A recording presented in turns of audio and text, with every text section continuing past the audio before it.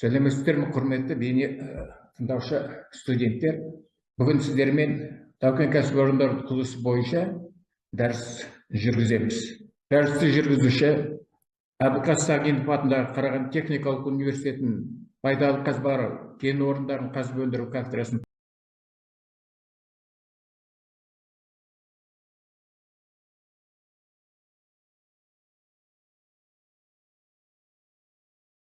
дәрістің жоспары пәнге қарасты кіріспеде пәннің мақсаты мен міндеттері, пәннің сипаттамалары және практикада қолданылуы.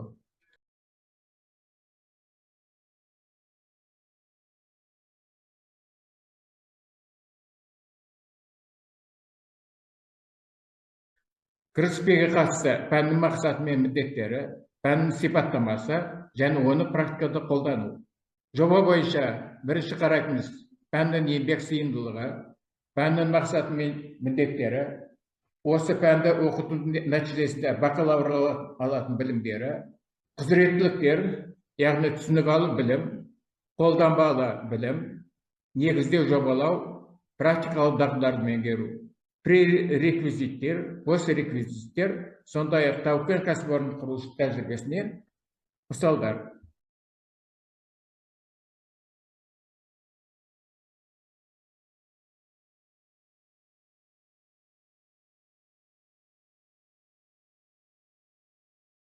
Пәннің мақсаты.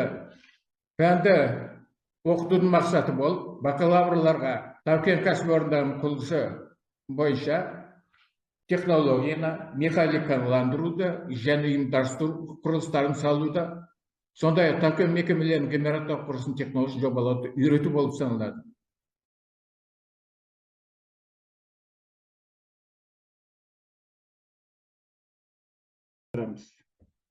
Оқпандар құрылысының технологиясы.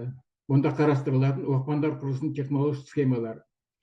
Оқпандар құрылысы жоғарғы күрделіліктермен және жұмыстарды орындаудың артықшылықтарымен сипатталынады.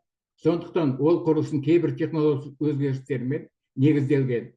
Яғни үздіксіз оқпан тереңдігін өзгерумен, көптеген технологиялық өзгерістердің ығыстырылған жағдайда орындалуымен, күрделі ілмелі кен ұңғымалы жабдықтарын қолдану қажеттілігімен, өту тереңдігінің артуымен, кенжарға су ағынының үздіксіз өсуімен, көтеру мен желдету және басқа да факторлармен жұмыс режимінің қиындығымен. Бұл факторлардың сәйкес келуі шахта және оқпандар құрылысының жылдамдығына елеулі әсер етеді. Оқпандарды жүргізу тәсілдері тау-кен жыныстарының тұрақтылығына және олардың сулылығына тығыз байланысты. Әдеттегі тәсілдер қазбаларды едәуір тұрақтылығы бойынша жүргізу кезінде қолданылады. Тұрақтылы жыныстарда кенжардың жалаңаштануы тіреуді қолданусыз бірнеше сағат уақытына және судың бөлінісі арнайы күрес тәсілдің қолданусыз төзе алуы қажет. Тұрақсыз жыныстарда судың бөлінісіне қарсы тұрушы қосымша шаралары мен қазбалардың өтудің арнайы тәсілдері қолданылады.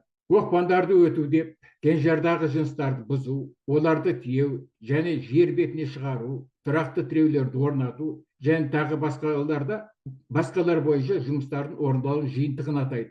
Жыныстарды қазуда және тұрақты тіреуді орнатуда жұмыстардың орындалу кезегіне байланысты оқпандардың технологиялық схемалары қолданылады. Бірінші, тізбектелген схема. Оқпанды өту жеке учаскелермен, звенолармен жүзеге асырылады. Оқпанды өту ұзындығы жыныстың тұрақтылығына байланысты және 30-дан 60 метр шамымен қабылданады. Әрбір учаскеде оқпан уақытша тіреулерді орната жоғарыдан төмен қарай өтіледі. Осыдан кейін оқпанды өту тоқтатылады және өтілген бөлік ұзындығына төменнен жоғары қарай тұрақты тіреулер орнатылады. Айтылған схеманың кемшілігі: өту жылдамдығының төмендігі, уақытша тіреуді орнатуға және жиып алуға еңбек шығынының көп жұмсалуы. Параллельді схема бойынша оқпанды өту және тұрақты тіреуді орнату мезгілінде әртүрлі звеноларда жүзеге асырылады. Негізгі кемшілігі: жұмыстарды ұйымдастырудың күрделілігі және жұмыстар қауіпсіздігінің төмендігі. Бірлескен схемада бір ұңғымалық циклда бір мезетте жұмыстарды жыныстарды қазу және тұрақты тіреуді орнату, сондай-ақ оқпанды өту жұмыстарын орындау. Бұл схеманың басты артықшылығы уақытша тіреудің болмауы. Осының арқасында цикл мерзімі және еңбекке жұмсалған қаржы азаяды, жұмыс қауіпсіздігі артады.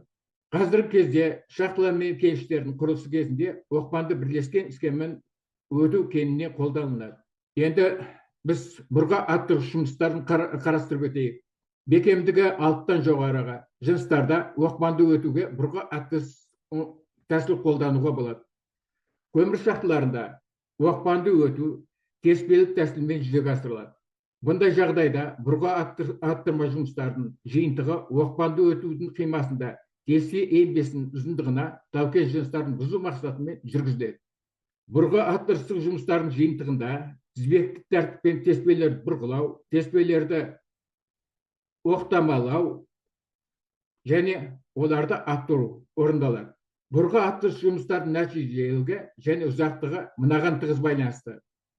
Жыныстардың физикалық қасиеттеріне, олардың құланба бұрышына, құрылым мен текстурасына, оқпанның көлденең қимасының ауданына, ұсынылатын әдебиеттерге келесі әдебиеттерді жатқызуға болады. Тау-кен кәсіпорындарының құрылысы. Екінші, жер асты тау-кен жұмыстарын дайындау қазбаларын жүргізу технологиясы. Авторлар Қамар Дем Әбеу, Қарағанды баспасынан шығарылған.